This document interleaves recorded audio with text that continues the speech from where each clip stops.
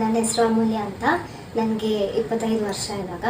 So ನಾನಿಲ್ಲಿ cosmos ಆಕ್ಯುಪಂಕ್ಚರ್ಗೆ ಬಂದಿದ್ದೆ. ನಾನು 12 ವರ್ಷ ಇದ್ದಾಗಲೇ ನನಗೆ ವೀಸಿಂಗ್ ಪ್ರಾಬ್ಲಮ್ ಸ್ಟಾರ್ಟ್ ಆಗಿತ್ತು. 12 ವರ್ಷದಿಂದ ಇದುವರೆಗೂ ಇನ್ಹೇಲರ್ ಯೂಸ್ ಮಾಡಿಕೊಂಡೇ ಬಂದಿದ್ದೀನಿ.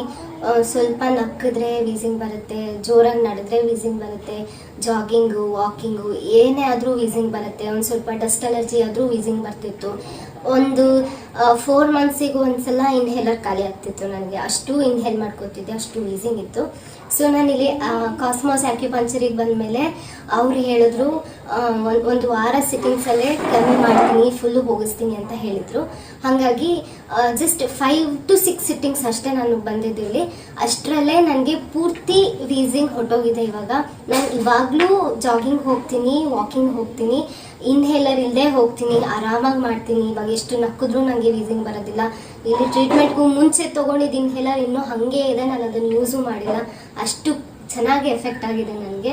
ಸೊ ಏನೇ ಸೈಡ್ ಎಫೆಕ್ಟ್ಸ್ ಇಲ್ಲದೆ ಪ್ರಾಪರಾಗಿ 100% ರಿಸಲ್ಟ್ ಸಿಕ್ತು ನನಗಿಲ್ಲಿ ಬಿಕಾಸ್ ಆಫ್ ಕಾಸ್ಮೋಸ್.